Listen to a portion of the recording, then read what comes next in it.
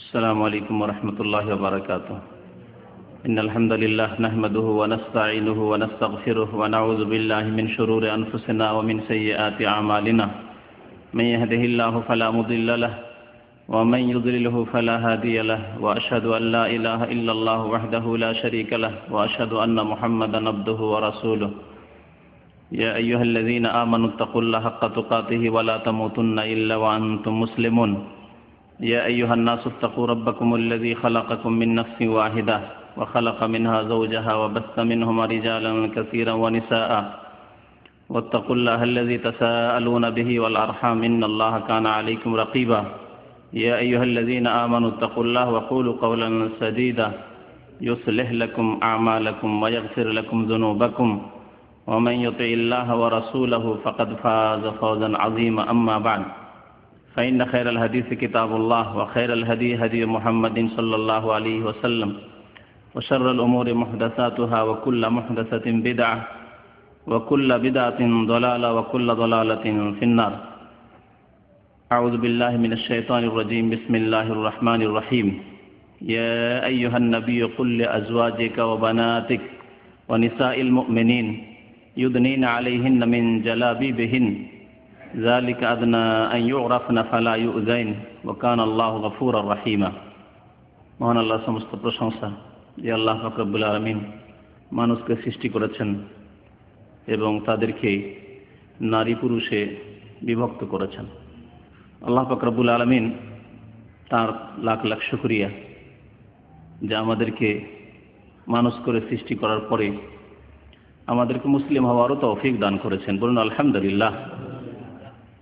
মানুষ হয়ে পৃথিবীতে আসা এমন কোনো সম্মানের কাজ নয় যদি আল্লাহর প্রতি ঈমান না থাকে, যিনি সৃষ্টিকর্তা, পরকালের প্রতি বিশ্বাস না থাকে, মুমিন মুসলিম যদি কেউ না হতে পারে, আল্লাহর নাজিলকৃত বিধান মোতাবেক যদি জীবনযাপন না করতে পারে, তাহলে মানুষ হয়ে পৃথিবীতে আসা কোনো ফজিলতের কাজ নয়, বরং তারা অন্য অন্য জীবজন্তু, হায়াওয়ান, পশু পাখি তাদের চাইতে অনেক নিকৃষ্ট, যেমন আল্লাহ পাক ইরশাদ করেছেন। কারণ আল্লাহ পাক মানব জাতিকে বিবেক বুদ্ধি দিয়েছেন, জ্ঞান দিয়েছেন, এবং তার ওপর জ্ঞানকে সঠিক রাস্তায় চালানোর জন্য আম্বিয়া এবং রাসূলগণকে প্রেরণ করেছেন। বিশেষ করে প্রিয় নবী মুহাম্মদ রাসূলুল্লাহ সাল্লাল্লাহু আলাইহি ওয়াসাল্লাম, যাকে আল্লাহ পাক রব্বুল আলামিন সারা বিশ্বের রসূল করে প্রেরণ করেছেন, সারা বিশ্বের মানুষের জন্য রহমত স্বরূপ প্রেরণ করেছেন। আল্লাহ পাক রব্বুল আলামিন আমাদেরকে সৃষ্টি করে আমাদেরকে চলার জন্য জীবনের প্রত্যেকটি ক্ষেত্রে তার আসমানি বিধানও দান করেছেন, যাতে করে সেই বিধান মোতাবেক মানুষ জীবনযাপন করলে সম্মানের জীবনযাপন করতে পারে, ইজ্জতের সাথে, এবং মানুষ মানুষের মতো পৃথিবীতে বেঁচে থাকতে পারে। আর আল্লাহর এই দিনের বিধিবিধানকে লঙ্ঘন করলে, আল্লাহর যে সীমানা রয়েছে, হুদুদ রয়েছে, বর্ডার রয়েছে, তা যদি ক্রস করে কেউ, তাহলে তাদের জন্য রয়েছে দুনিয়া এবং আখিরাতে, ইহকালে পরকালে অপমানজনক শাস্তি, লাঞ্ছনা। তাই আল্লাহর দিনকে মেনে চলাই হচ্ছে আমাদের জন্য বড় কামিয়াবি। যে দিন নিয়েছেন প্রিয় রাসূল মুহাম্মদ সাল্লাল্লাহু আলাইহি ওয়াসাল্লাম, তার প্রতি অশেষ সালাম এবং দরুদ বর্ষিত হোক। আল্লাহুম্মা সাল্লি আলাইহি আল্লাহুম্মা বারিক আলাইহি। আজকে আপনাদের সামনে আলোচনা করব একটি গুরুত্বপূর্ণ বিষয় নিয়ে, যা যেমন বিশেষভাবে নারী জাতির জন্য গুরুত্বপূর্ণ বিধান, তেমনি পুরুষদেরকেও সেই বিধান সম্পর্কে ওয়াকিফ হাল থাকা, সজাগ থাকা অত্যন্ত জরুরি, ফরজ, যাতে করে তাদেরকে যেসব নারীদের ক্ষেত্রে আল্লাহ মালিকানা দান করেছেন, নেতৃত্ব দান করেছেন, তা সুন্দরভাবে আদায় করতে পারে। আর তা হচ্ছে হেজাব, যাকে আমাদের উপমহাদেশের ভাষায়, উর্দু বাংলা ভাষায় পর্দা বলা হয়। এই হিজাব পর্দার বিধান। পর্দার বিধান যদিও নারীদের সাথে সম্পর্কিত বিধান, কিন্তু আল্লাহ পাক পুরুষদেরকে, যাদেরকে দায়িত্বশীল করেছেন, তাদেরকে প্রত্যেককে তাদের দায়িত্ব সম্পর্কে জিজ্ঞাসা করবেন। আর প্রত্যেককে এই ক্ষেত্রে দায়িত্বশীল। স্বামী স্ত্রীর ক্ষেত্রে দায়িত্বশীল, তাকে জবাবদিহি করতে হবে আল্লাহ পাক রব্বুল আলামিনের দরবারে। বাবা মেয়েদের ক্ষেত্রে দায়িত্বশীল, তাকে জবাবদিহি করতে হবে। ভাই বোনদের ক্ষেত্রে দায়িত্বশীল, তাদেরকে জবাবদিহি করতে হবে বোনদের ক্ষেত্রে। এইভাবে মুসলিম জাতির যাদেরকে আল্লাহ নেতৃত্ব দান করেছেন তাদেরকে জবাবদিহি করতে হবে আল্লাহর দরবারে তাদের দেশের নারীদের সম্পর্কে, যে তারা সেখানে পর্দার হিজাবের বিধান বাস্তবায়ন করেছিল কিনা। সুতরাং এই হিজাবের বিধান সম্পর্কে জ্ঞান হাসিল করা যেমন নারীদের ক্ষেত্রে ফরজ তেমন পুরুষদের ক্ষেত্রেও ফরজ। এই হিজাব মানে কি, আর এই হিজাব সম্পর্কে মানুষের অনেকের ভুল ধারণাও রয়েছে, সে সম্পর্কে আলোচনা করব। এবং সত্যিকার অর্থে হিজাব, এই পর্দার বাস্তবায়ন কেমন করে হতে পারে।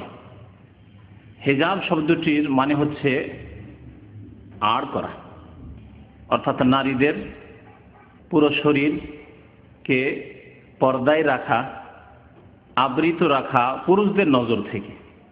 যেখানে অপর পুরুষ গায়ের মাহরাম, যাদের সাথে বিয়ে শাদী জায়েজ রয়েছে, তাদের নজর আসতে পারে, তাদের দৃষ্টি পড়তে পারে নারীদের ওপর, সাবালিকা মেয়েদের ওপর, সেখানে ওই নারীদের গোটা শরীর মাথা থেকে পা পর্যন্ত ঢেকে রাখা, আবৃত করার নাম হচ্ছে হিজাব।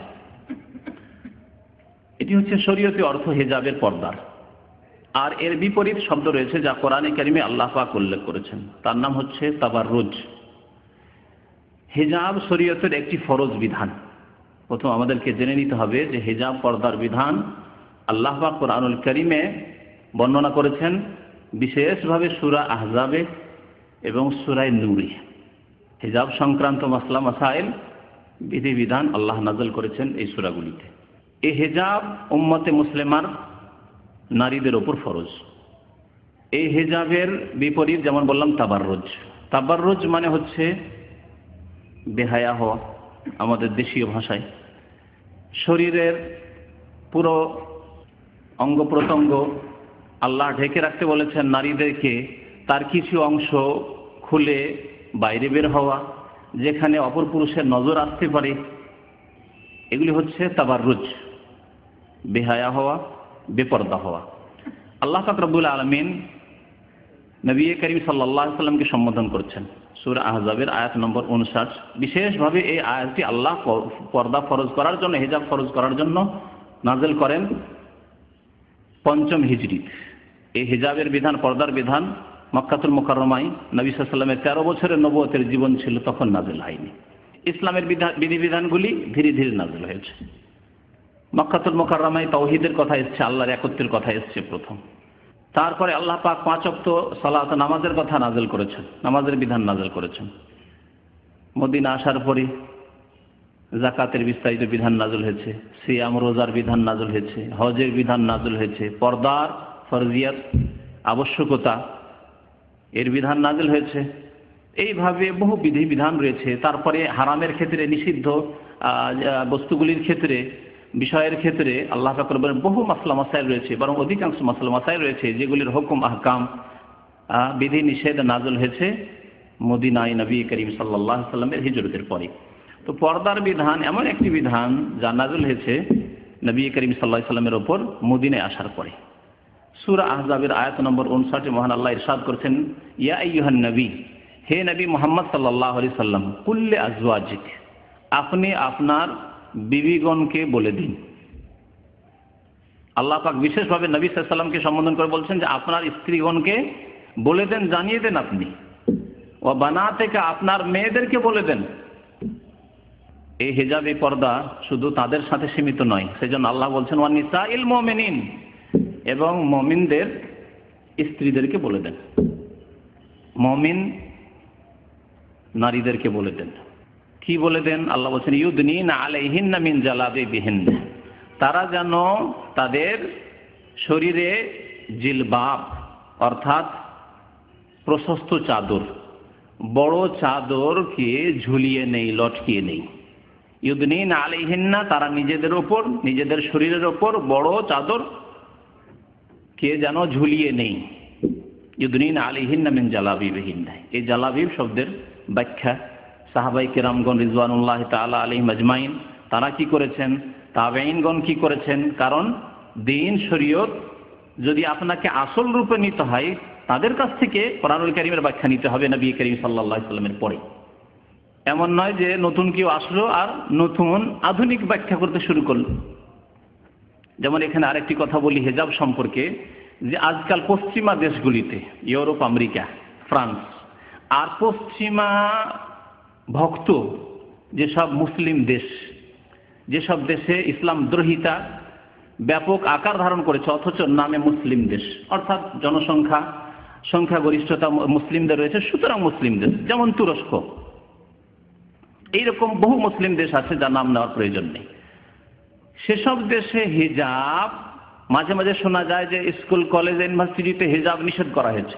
তুরস্ক সম্পর্কে কিছুদিন আগে শুনেছেন, ফ্রান্স সম্পর্কে শুনেছেন, আরো বিভিন্ন দেশ সম্পর্কে মাঝে মাঝে পত্রপত্রিকায় হিজাব নিষেধ করা হয়েছে। কোনো মুসলিম মেয়ে হিজাব পরে গিয়েছিল, হিজাব ব্যবহার করে গিয়েছিল স্কুলে, তাকে স্কুল থেকে বের করে দেওয়া হয়েছে, অথবা তাকে ধমক দেওয়া হয়েছে, খবরদার হিজাব নিয়ে আসবে না। এই যে পত্রপত্রিকায় পড়েন, এই কোন হিজাব তাদের? যেই হিজাবের ওপর ইসলামের শত্রুরা তাদের জ্বালা, বড় জ্বালা বরদাস্ত করতে পারছেন না, সেই হিজাব কোন হিজাব? সেটা কি ইসলামী হিজাব? সেটা কি আসলে শরীয়তি হিজাব? যদি শরীয়তি হিজাব হতো তাহলে তাদের যে কত জ্বালা আরো হতো। যে হিজাব তুরস্কে নিষেধ করা হইল, ফ্রান্সে নিষেধ করা হইল, আরো পশ্চিমা দেশে মাঝে মাঝেই এই বিষগুলি তারা উদ্গার করে থাকে, এই বিষাক্ত কথাবার্তা তারা মুসলিমদের আর ইসলামের বিধিবিধান, এই ফরজ হিজাবের বিরুদ্ধে বলে থাকে, সেটি আসল শরীয়তি হিজাব নয়। সেই দেশের হিজাব আর হিজাবের সংজ্ঞা শুনুন। হিজাব মানে হচ্ছে ছোট্ট একটি রুমাল।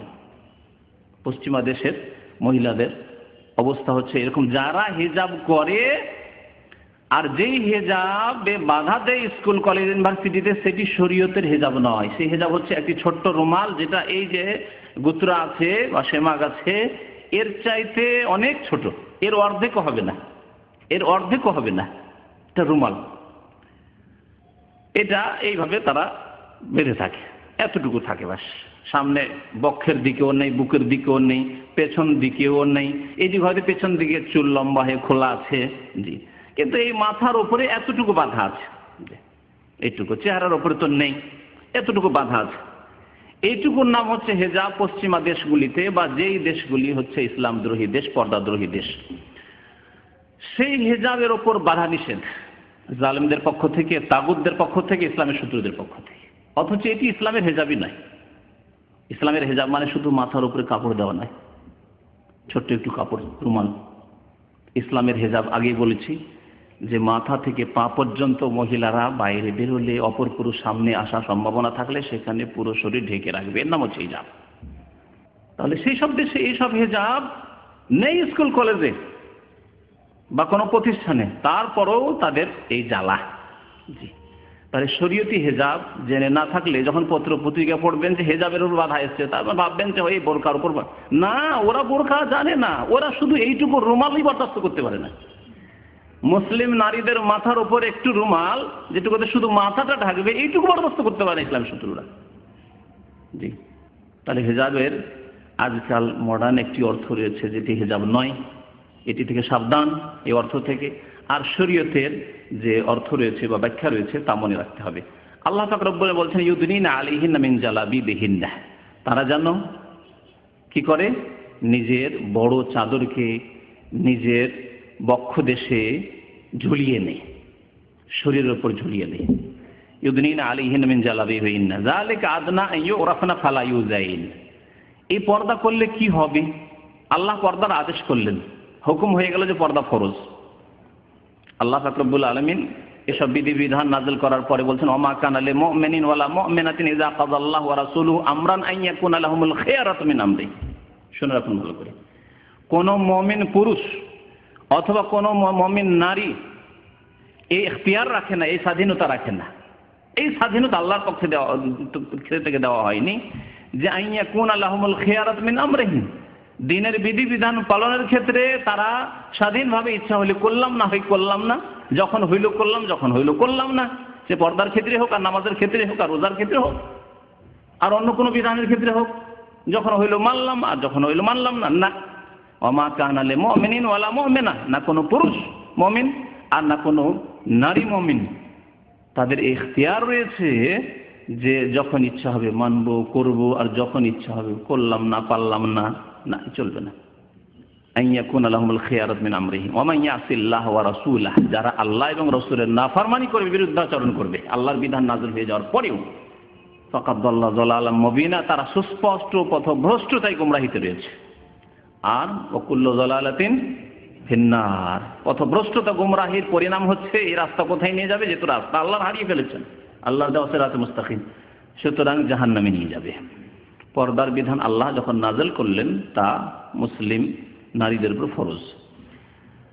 এতে উপকার কি, ফায়দা কি? আল্লাহ বলছেন যালিকা আদনা ইউরাফনা, এতে হবে কি যে মুসলিম নারীদেরকে চেনা যাবে যে এরা সত্যি মুসলিম নারী, পর্দানশীল নারী, এরা দিনদার ধার্মিক আল্লাহওয়ালী নারী, এরা আল্লাহকে ভয় করে।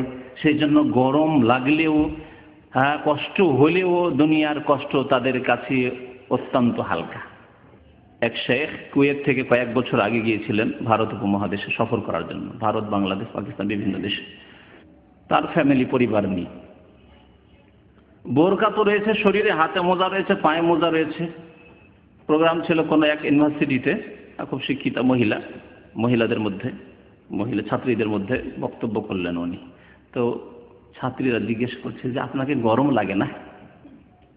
এই যে আপনি গোটা শরীর তো ঢেকে আছেন, কাপড়ের উপর কাপড়, কাপড়ের উপর কাপড়, তারপর আবার বোরকাই কালো কাপড়, আর হাতে মোজা, পায়ে মোজা, সে বৈশাখ জ্যৈষ্ঠ মাসের দিন, গ্রীষ্মকাল, গরম লাগে না? জবাব দিয়েছেন কোরআনুল কারীমের আয়াত দিয়ে, সূরা তাওবা, আল্লাহ পাকের ইরশাদ, কুল নারু জাহান্নামা আশাদ্দু হাররা। দুনিয়ার গরম নিয়ে পেরেশান রয়েছে, তাদেরকে বলে দাও, আল্লাহ বলছেন নবীকে, তাদেরকে জানিয়ে দাও জাহান্নামের আগুনের তাপ, গরম এর চাইতে অনেক বেশি প্রখর। সুবহানাল্লাহ। তো আল্লাহ পাক বলছেন যে এতে পর্দা করলে চেনা যাবে যে এগুলি মুসলিম মহিলা, পর্দানশীল আল্লাহওয়ালী মহিলা। চিনলে কি হবে? ফালা ইউজাইন, দুষ্ট প্রকৃতির মানুষ, বদমাইশ মানুষ, লম্পটেরা কষ্ট দেওয়ার সাহস করবে না।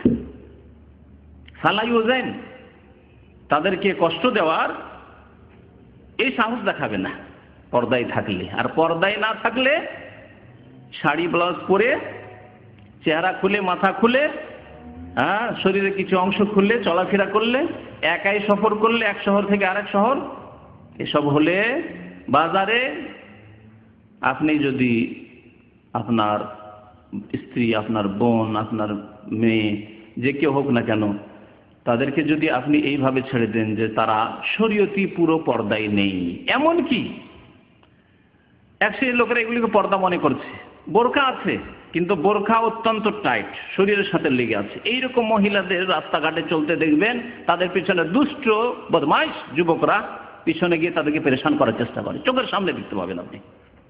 কিন্তু ঢিলা ঢালা শরীয়তি পর্দা, পরে বলবো শরীয়তি পর্দার শর্তাবলী কি, শেষখানে বলবো ইনশাআল্লাহ তাআলা। যদি যে কোনো ইবাদত বন্দি করতে হয়, পর্দা হচ্ছে ইবাদত, হিজাব হচ্ছে ইবাদত। যেমন নামাজের জন্য শর্ত রয়েছে, আপনাকে সেসব শর্ত কন্ডিশন পুরা করে ইবাদত করতে হবে। নামাজের একটি শর্ত হচ্ছে তাহারাত, উযু, গোসল ফরজ থাকলে গোসল করা, শরীর পাক থাকা, কাপড় পাক থাকা, নামাজের স্থান পাক থাকা, কিবলামুখী হওয়া, ঠিক কিনা? এগুলি করবেন না, এমনি নামাজ শুরু করে দেবেন, তাহলে সবগুলি শর্ত পুরা করে আপনাকে নামাজ পড়তে হবে। ঠিক তেমনি হিজাব যখন ইবাদত, হেজাবের যেসব শর্তাবলী রয়েছে সেগুলি পুরা করে আপনাকে হেজাব পালন করতে হবে। ফালা ইউজাইন, তাহলে কেউ কষ্ট দেবে না, সাহস করবে না। আর বেহায়া পর্দা মেয়েদেরকে কষ্ট দিতে সাহস করে, ওদের সাহস আছে যে এদেরকে যা কিছু বলেননি হেসে কাটিয়ে দিবে, বা মেনে নেবে, বা মনের আশা পূর্ণ হবে শয়তানদের, এরকম তাদের ধারণা। ফায়াতমা আল্লাযী ফী কলবিহি মারাদ, আল্লাহ বলছেন যাদের অন্তরে ব্যাধি আছে, জি, পাপের কামনা বাসনার ব্যাধি আছে, তারা লোভ লালসা করবে, তারা ভাববে যে মনের স্বার্থ হাসিল হতে পারে, খবরদার। সেজন্য পর্দা করে, যালিকা আদনা ইউরাফনা ফালা ইউজাইন ওয়া কানা আল্লাহু গফুরার রহিমা। আর অতীতে যা হয়েছে যখন জানতে না, আল্লাহ মাফ করে দিবেন, আল্লাহ মার্জনাকারী এবং আল্লাহ দয়াবান। সুতরাং যদি ভুল ভ্রান্তি হয়ে থাকে এখনো সতর্ক, সাবধান হয়ে যাও। বিশেষ করে জাহিলিয়াতের জামানায় যা হয়েছে, আল্লাহ পাক রব্বুল আলামিন গফুর আর রাহিমা বলে ঘোষণা করছেন যে অতীতে যা হয়েছে শিরকের জামানায়, কুফরি জামানায়, জাহিলিয়াতের যুগে, অজ্ঞতার যুগে, তা আমি মাফ করে দিলাম, গফুর আর রাহিম। তাহলে এই আয়াত দ্বারা আমরা পর্দার হুকুম জানতে পারলাম, পর্দার উপকারিতা, হিকমতও জানতে পারলাম। এখন এই আয়াতে আল্লাহ বলেছেন ইউদনিনা আলাইহিন্না মিন জালাবিবিন, জালাবিব জিলবাবের বহু বচন, জিলবাবকে তারা যেন ঝুলিয়ে নেই। এই জিলবাব কি? আব্দুল্লাহ বিন মাসউদ রাদিয়াল্লাহু তাআলা আনহু প্রখ্যাত সাহাবী, আর তার কয়েকজন ছাত্র, তার ছাত্র অর্থাৎ তাবেঈন, হাসান বসরি প্রখ্যাত তাবেঈ, আর এছাড়াও বহু তাবেঈনরা রয়েছেন, আব্দুল্লাহ বিন আব্বাস রাদিয়াল্লাহু তাআলা আনহুমা, তারা বলেছেন আল জিলবাব হুয়া রিদা ফাওকাল খিমার, তা হচ্ছে বড় চাদর যা ওড়নার ওপর ব্যবহার করা হয়। তাহলে ওড়না দিয়ে আর এই রুমাল দিয়ে পর্দা হবে না। হ্যাঁ, ওড়না ধরে নিতে পারেন যে এই রুমাল, এটা ওড়না। ফাওকাল খিমার, ওড়নার ওপরে বড় চাদর হইতে হবে যাতে গোটা শরীর ঢেকে নেই। আজকাল মানুষের কাছে পয়সা হয়েছে, উন্নতি করেছে, সেজন্য এই বোরকা বা আবায় হয়েছে। কিন্তু এমনও যুগ ছিল বা এমন হয়তো কোনো দেশে আছে, দারিদ্রতা আছে, অভাব আছে, তো সেখানে হয়তো আপনার এই বোরকা সিস্টেমে নেই, কিন্তু বড় চাদর আমরা দেখেছি যখন ছোটকালে ছিলাম, তখন গ্রামে গঞ্জে বড় বড় চাদর, এই চাদর দিয়ে এমন ঢিলা ঢালা করে নিয়ে আসে যে বোঝাই যায় না যে এই মহিলা পাতলা মহিলা, মোটা মহিলা, কিরকম তার গঠন, কিছুই বোঝা যায় না। তাতেও পর্দা হইতে পারে।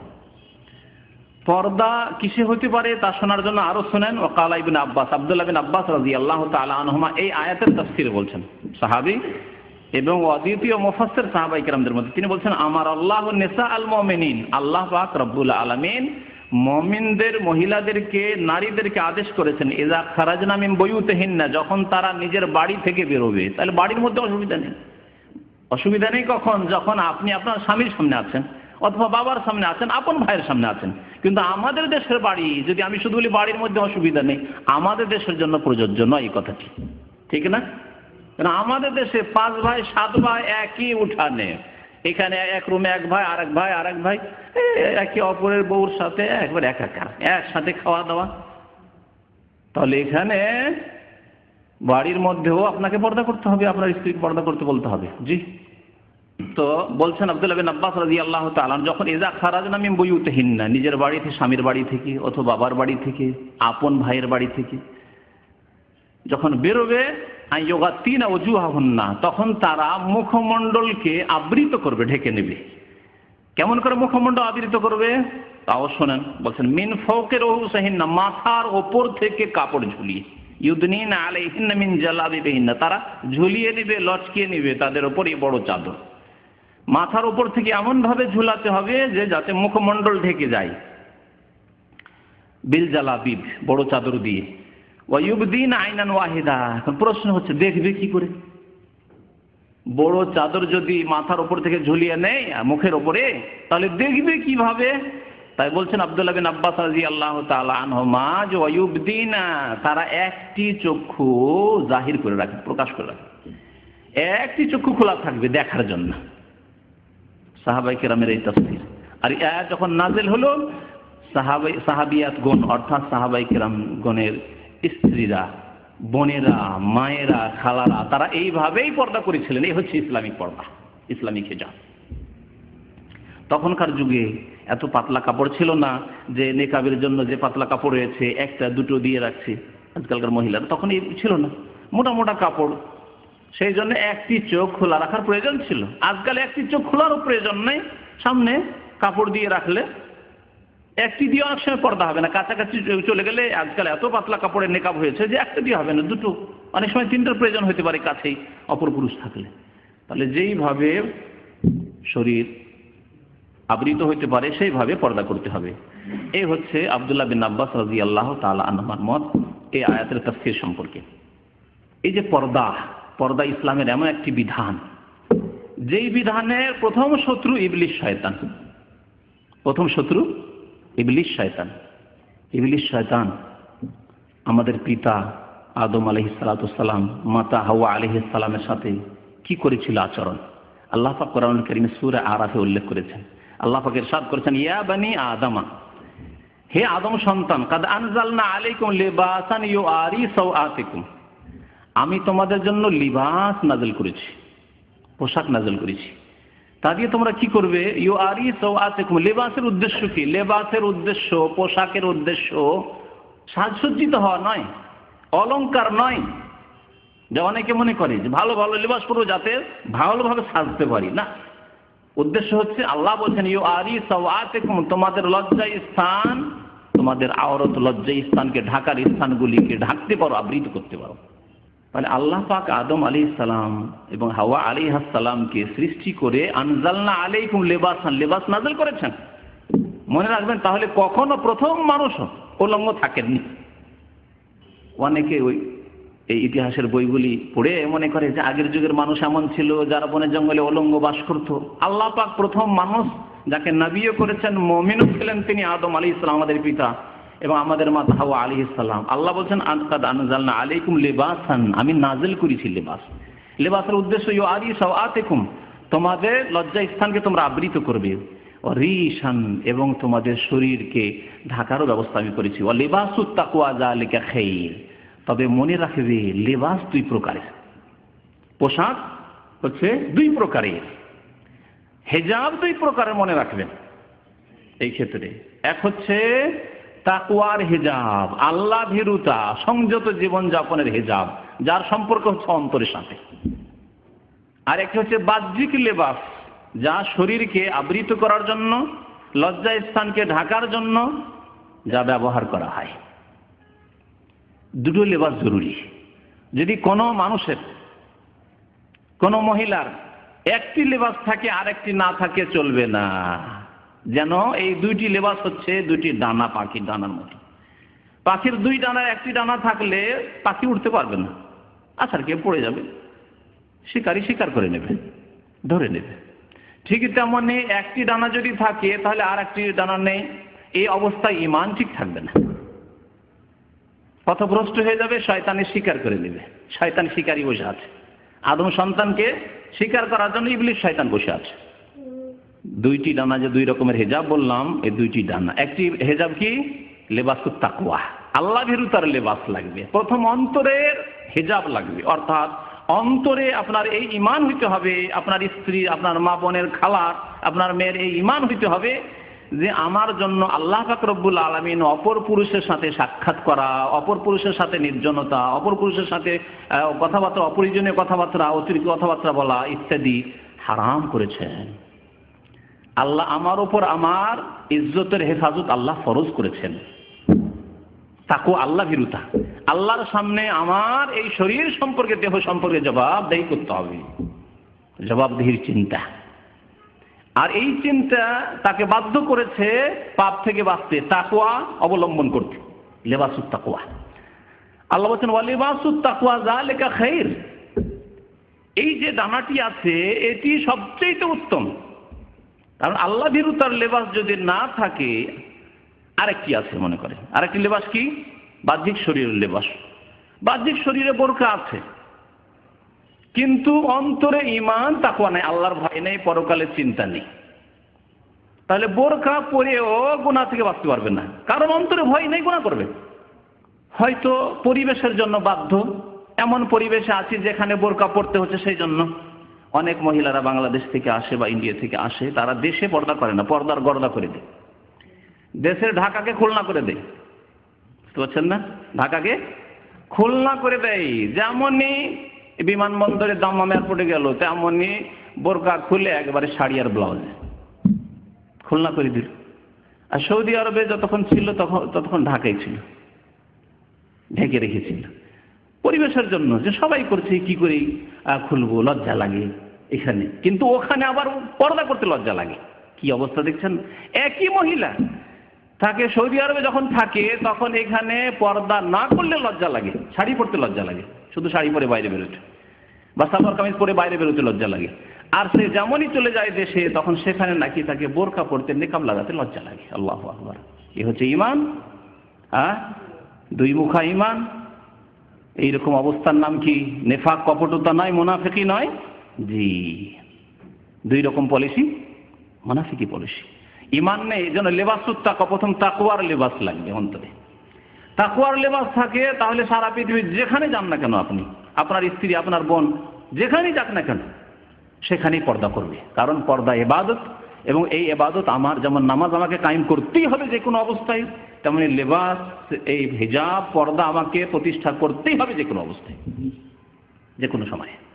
তো আল্লাহ পাক রব্বুল আলামিন বলছেন লেবাসুত তাকওয়া যালিকা খায়র, এটি একটি ডানা, আর একটি ডানা হচ্ছে বাহ্যিক লেবাস। দুটোই থাকতে হবে। যদি অন্তরে তাকওয়া আছে, অনেক মহিলারা বলে শুধু পর্দা করলে হয় নাকি, তাদের কথা বলছি, তাদের আরেকটি ডানা আছে বলছে, তারা দাবি করছে, থাক আর নাই থাক, শুধু লেবাস বোরখা পরলে হয়। অনেক মহিলা বোরখা পরে খারাপ কাজ করছে, কিন্তু এ কথা দেখে না, অনেক মহিলা যদি বোরখা পরে খারাপ কাজ করে তো অধিকাংশ মহিলা বোরখা না পরে খারাপ কাজ করছে, করে না? আপনি দুটোকে তুলনা করে দেখেন তো, যারা বোরখা পরে তাদের মধ্যে অপরাধের হার বেশি, না যারা বোরখা পরে না, পর্দা করে না, হিজাব করে না, তাদের মধ্যে অপরাধের হার বেশি? এটা সাধারণ মানুষ বলবে যারা হিজাব পর্দা করে না তারাই বেশি এই পাপে, জিনা ব্যভিচার পাপে লিপ্ত। আর পর্দা করা সত্ত্বেও, বাহ্যিক পর্দা বোরকা পরা সত্ত্বেও যদি পাপ হয়, এগুলি শতকরা একটাও পাওয়া যাবে না, হাজারে একটা দুটো খুঁজে পাওয়া যাবে না। আর সেটা হয়েছে কি জন্য? লেবাসুত তাকওয়া, আর একটি ডানা না থাকার কারণে। লেবাসুত তাকওয়াও লাগবে, আর হিজাব যেটা বাহ্যিক হিজাব শরীয়তের, যা আল্লাহ ফরজ করেছেন, তাও লাগবে। তাহলে আল্লাহর বিধানের বাস্তবায়ন হবে, আর মুসলিম সমাজকে অশ্লীলতা থেকে, পাপ থেকে, কুকাজ থেকে, ব্যভিচার থেকে বাঁচানো যাবে। এই হিজাব পর্দার উদ্দেশ্য।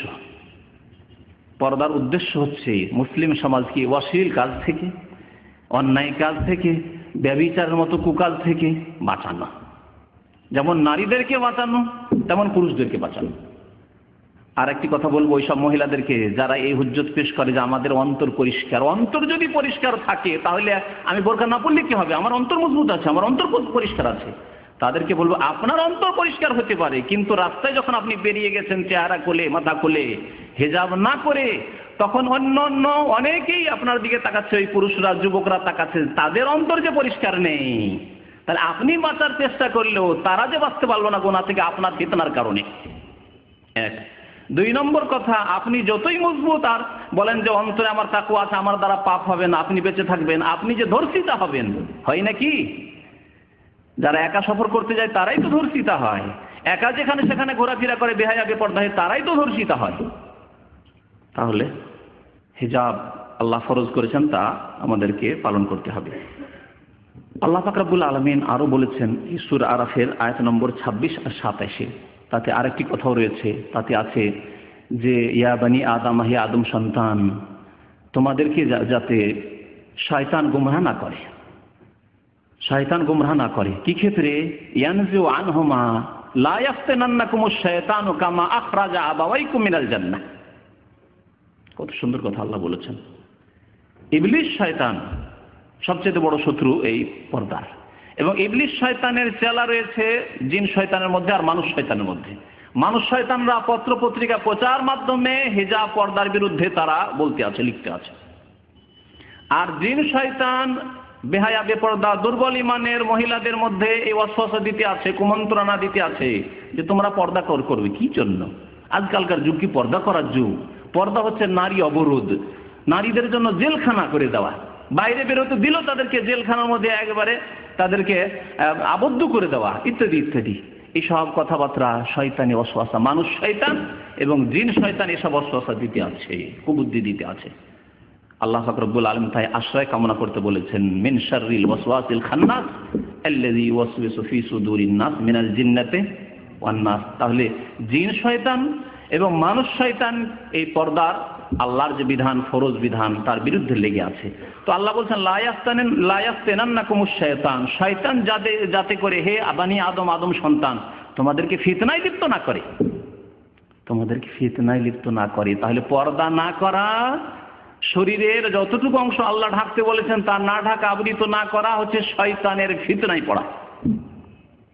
লা ইয়াফতানান্নাকুমুশ শায়তানু কামা আখরাজা আবাওয়াইকুম মিনাল জান্নাহ, যেমন করে তোমাদের মাতা পিতা আদম এবং হাওয়াকে জান্নাত থেকে বের করেছিল ইবলিস শয়তান, তোমাদেরকেও যাতে করে ওই রকম না করে। বের করে কি করেছিল? প্রথম কাজ যেটি হলো সেটি হচ্ছে ইয়ানজিউ আনহুমা লিবাসাহুমা লিইউরিয়াহুমা সাওআতিহিমা। সুবহানাল্লাহ। যখনই জান্নাত থেকে বের করে দেওয়া হলো আদম এবং হাওয়াকে, জান্নাতি কাপড় ছিনিয়ে নেওয়া হলো, কারণ জান্নাতের নিয়ামত আর দুনিয়াতে থাকবে না, অসম্ভব কথা। সুতরাং কাপড় ছিনিয়ে নেওয়া হলো, উলঙ্গ হয়ে গেলে। সুবহানাল্লাহ, পৃথিবীতে কেউ নেই, একজন আদম আর হাওয়া, স্বামী স্ত্রী। কিন্তু মানুষের প্রকৃতিতে লজ্জা রয়েছে। আল হায়াউ শুবাতুম মিনাল ঈমান। নবী করিম সাল্লাল্লাহু আলাইহি ওয়াসাল্লাম বলছেন যে লজ্জা করা হচ্ছে ঈমানের একটি অঙ্গ। আর মানুষের ফিতরাতে, প্রকৃতিতে রয়েছে লজ্জা। এই জন্য ছোট্ট মেয়ে 5 বছর 7 বছরে তার শরীরের কাপড় খুলে দিয়ে লজ্জা পাবে। হয়তো মা বাবার সামনে অভ্যাস হয়ে গেছে, কিন্তু যদি ভাই চলে আসে পছন্দ করবে না। হ্যাঁ, অন্য কেউ যদি চলে আসে, চাচা চলে আসে, চাচি চলে আসে, না, ওর সামনে খুলবো না। বাস্তব সত্য না? জি। তাহলে ফিতরাত, মানুষের প্রকৃতিতে রয়েছে লজ্জা করা এবং লজ্জাস্থান আবৃত করা। যখন লজ্জাস্থান খুলে গেল, পৃথিবীতে কেউ নেই, কেউ দেখছে না, তারপরেও তাড়াতাড়ি কি করতে লাগলেন? আদম আলাইহিস সালাম, হাওয়া আলাইহিস সালাম জান্নাতের পাতা তাড়াতাড়ি করে ছিঁড়ে লজ্জাস্থান ঢাকতে শুরু করলেন।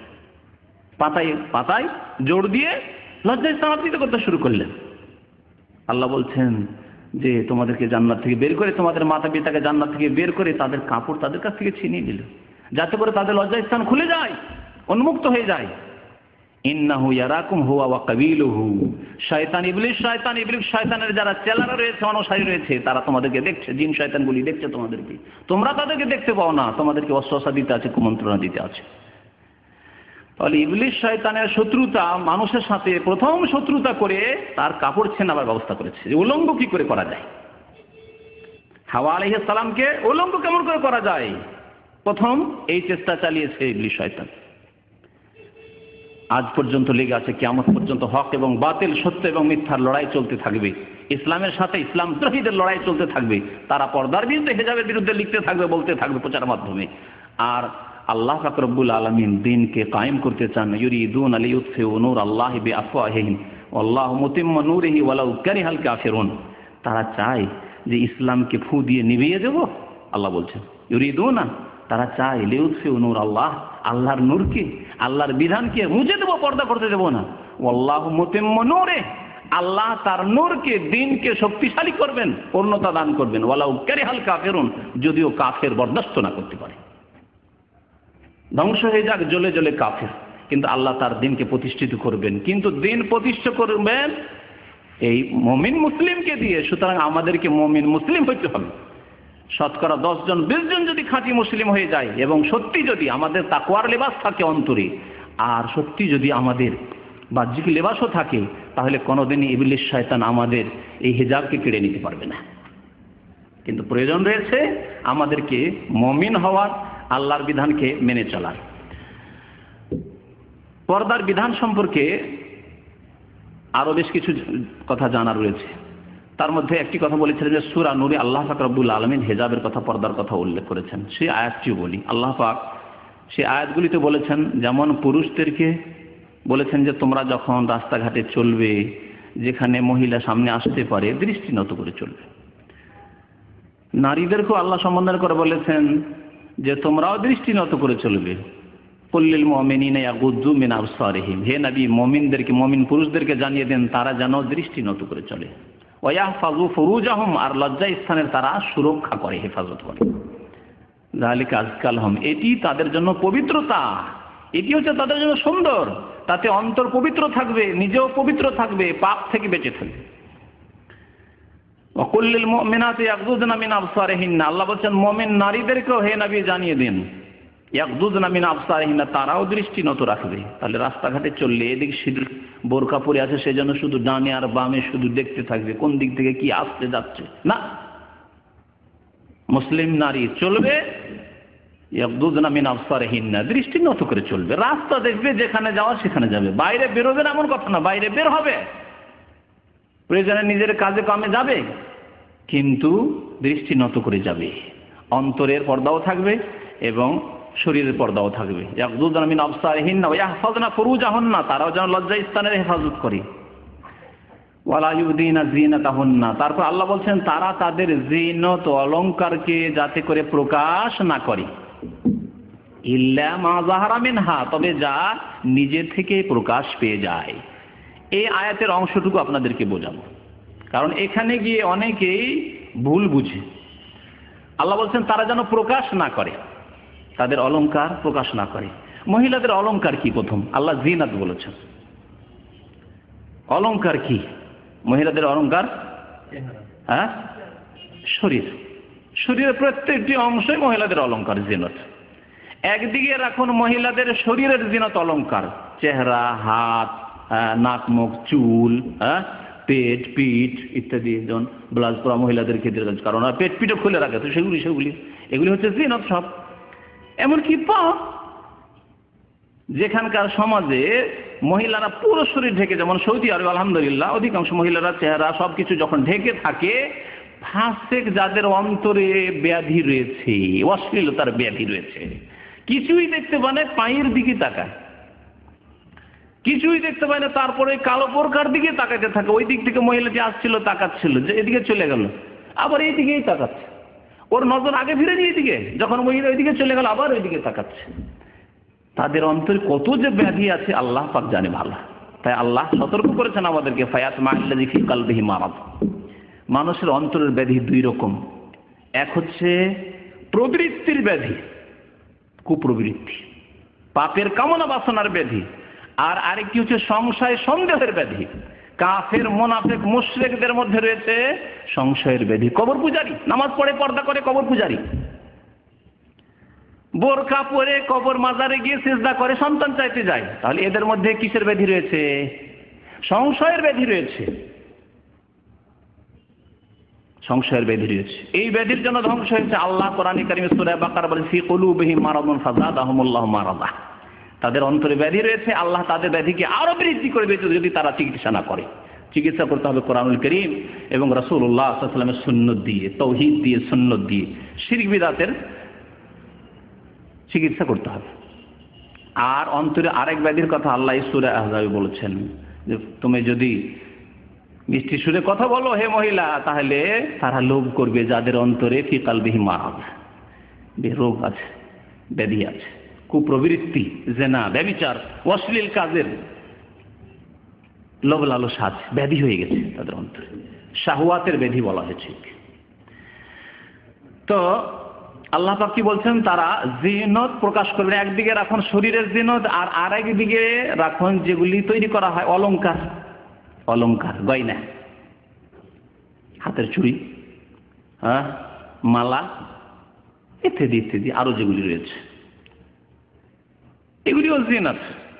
কোন জিনাতে বেশি আকর্ষণ রয়েছে? মহিলার শরীরে বেশি আকর্ষণ রয়েছে, না তার অলংকার যেগুলি গয়না সেগুলিতে আকর্ষণ রয়েছে? শরীরে আকর্ষণ রয়েছে।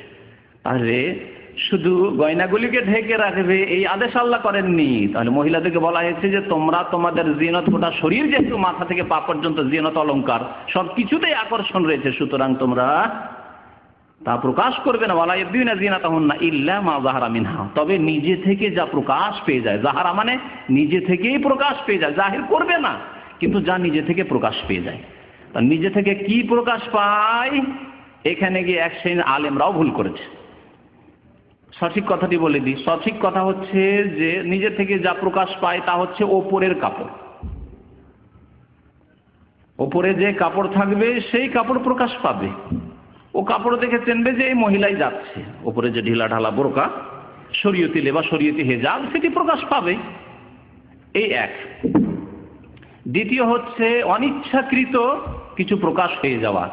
রাস্তা দিয়ে হেঁটে যাচ্ছে এক মহিলা পর্দার সাথেই, আর হঠাৎ করে জোরে বাতাস আসলো, বা বাতাসের সময় তাকে বাইরে যেতে হয়েছে, আর বাতাসের শরীরে কাপড়ের কিছু অংশ মাঝে মাঝে উড়ে যাচ্ছে, যথাসাধ্য ঢেকে রাখার চেষ্টা করছে, কিন্তু শরীরে কিছু অংশ উড়ে গেল, কাপড় উড়ে গিয়ে হঠাৎ করে কোনো অংশ খুলে গেল। আল্লাহ বলছে ইল্লা মা যাহারা মিনহা, নিজে থেকেই কোনো অংশ যদি প্রকাশ পেয়ে যায় তাহলে তোমাদের গুনাহ হবে না, কিন্তু তোমরা প্রকাশ করবে না। ওয়ালা ইউবদিনা জিনাতাহুন্না, এটি হচ্ছে সঠিক তাফসীর। তাহলে চেহারাও ঢাকতে হবে, আর হাতও ঢাকতে হবে, পাও ঢাকতে হবে অপর পুরুষ থেকে। হিজাবে এগুলি শামিল রয়েছে। পক্ষান্তরে এক শ্রেণীর আলেমরা এই ক্ষেত্রে শিথিলতা অবলম্বন করেছে, আর তারা বলেছে যে ইল্লা মা যাহারা মিনহা, যা নিজে থেকে জাহির হয়ে যায়, মানে হাত, পা আর মুখমণ্ডল। সাধারণ মানুষকে যদি জিজ্ঞাসা করা হয় যে হাত জাহির হয়ে যায় না জাহির করা হয়, প্রকাশ করা হয়, মুখমণ্ডল প্রকাশ করা হয়, নাহলে ঢাকলে ঢাকা যাবে, কিন্তু এটি প্রকাশ করা, প্রকাশ এমনি থেকে হয়ে যায় না। সুতরাং মা যাহারা মিনহা মানে মুখমণ্ডল নয়, হাত আর পা নয়। সুতরাং এই ব্যাখ্যা তাদের ভুল ব্যাখ্যা। যারা এই ব্যাখ্যা করেছে যে শরীরের সব অংশের পর্দা করতে হয় মহিলাদেরকে, তবে চেহারা, হাত আর পা খোলা যাবে না, কখনো না। তবে নামাজের অবস্থায় মাসলা আলাদা। অনেকে এখানে, অনেক আলেমরা এখানে গিয়ে বুঝতে ভুল করেছে। মহিলা নামাজ পড়ছেন নিজের বাড়িতে, নিজের কক্ষে, যেখানে অপর পুরুষ নেই, সেখানে চেহারা ঢাকবে নাকি? না, চেহারা ঢাকবে না। সেখানে হাত ঢাকবে না, হাত ঢাকবে না। পা ঢাকবে না, পা ঢাকবে না। টাকনা পর্যন্ত থাকবে, হাত খোলা থাকবে, চেহারা মুখমণ্ডল খোলা থাকবে নামাজ পড়ি অবস্থায়। কিন্তু নামাজের অবস্থায় মহিলা কি মাথা খুলে রাখবে? না, জায়েজ নাই। তাহলে নামাজের লেবাস মহিলাদের আলাদা, সেই ক্ষেত্রে চেহারা, মুখমণ্ডল, হাত আর পা খোলা থাকবে। কিন্তু হিজাব যেটি বাইরে অপর পুরুষের সামনে যখন আসবে, তখন হিজাব মানে গোটা শরীর ঢাকা থাকতে হবে। এটি হচ্ছে শরীয়ত।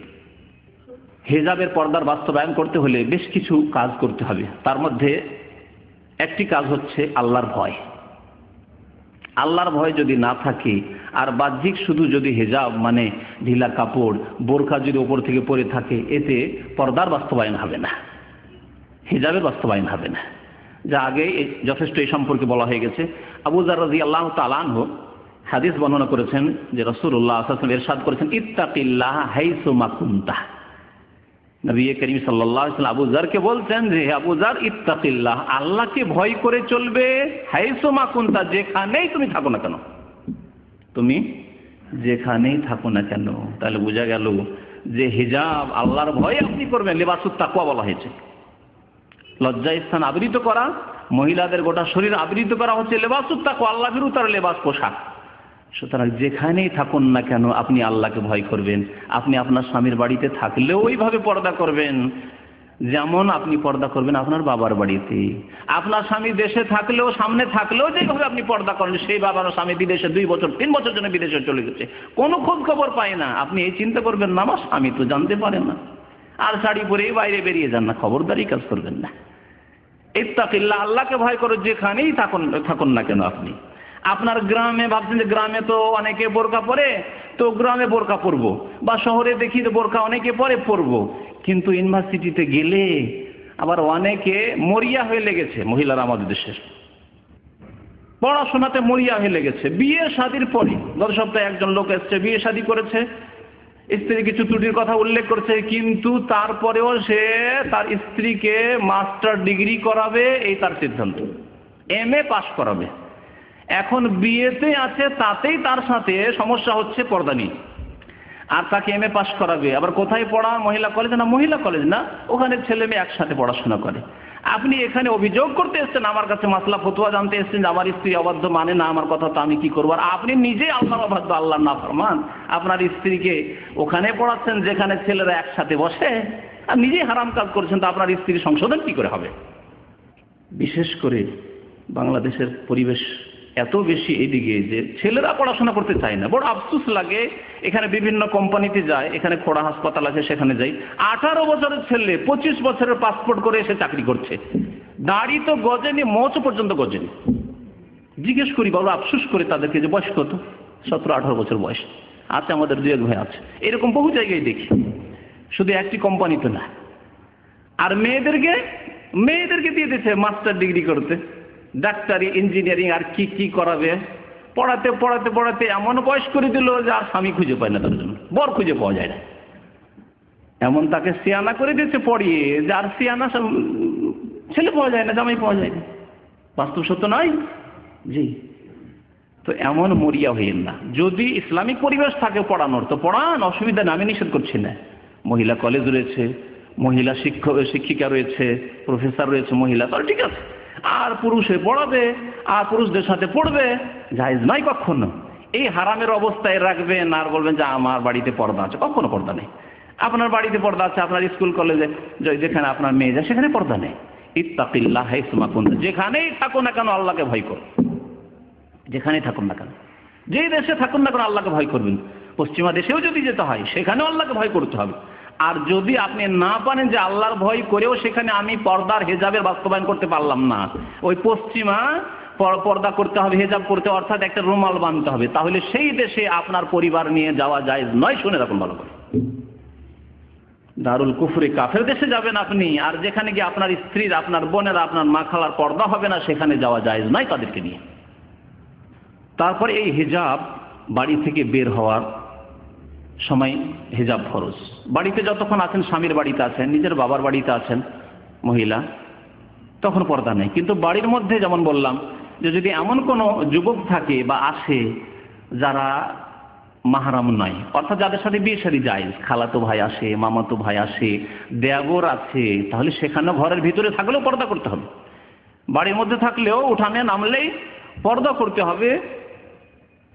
নবী করিম সাল্লাল্লাহু আলাইহি ওয়াসাল্লাম বলেছেন যে যথাসাধ্য আল্লাহকে ভয় করা, যথাসাধ্য আল্লাহকে ভয় করো, ফাত্তাকুল্লাহ মাস্তাতাতুম, যথাসাধ্য আল্লাহকে ভয় করো। সুতরাং আপনার যদি অভাব থাকে, আলাদা পৃথক বাড়ি করতে পারছেন না, বাধ্য হচ্ছেন ভাইদের সাথে থাকতে, সেখানে আপনার স্ত্রীকে যথাসাধ্য আল্লাহকে ভয় করতে বলেন, এবং যথাসাধ্য আল্লাহকে ভয় করার কারণে সে পর্দা করবে, চেহারার পর্দা করার চেষ্টা করবে এবং নির্জনতা অবলম্বন করবে না।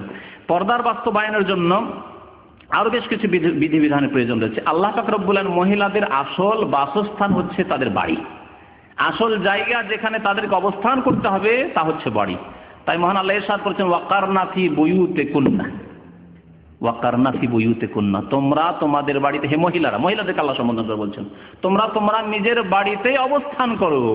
এই নয় যে আপনি যেমন বাংলাদেশ থেকে, ভারত থেকে চাকরি করার জন্য সৌদি আরব চলে এসেছেন, তেমন খাদেমার ভিসায় কাজের মেয়ে চলে আসছে সৌদি আরব, কুয়েত, বিভিন্ন দেশে চলে আসছে কাজে। আপনি কাজে যাবেন, আমি যাব না কেন? আপনার স্ত্রী, আপনার বোন, তারাও চলে আসছে, জায়েজ নয়। আপনাকে আল্লাহ বলেছেন যে ফান্তাশিরু ফিল আরদি ওয়াবতাগু মিন ফাদলিল্লাহ, যাও, নামাজ পড়া হয়ে গেছে, পৃথিবীতে ছড়িয়ে পড়ো, আর কি আল্লাহর যে রিজিক রয়েছে, অনুগ্রহ রয়েছে, তা সন্ধান করো, রুজি রোজগার করো। কিন্তু মহিলাদেরকে আল্লাহ সম্বোধন করে বিশেষভাবে বলছেন ওয়াকারনা ফি বুয়ুতিকুন্না, তোমরা তোমাদের নিজের বাড়িতেই অবস্থান করো।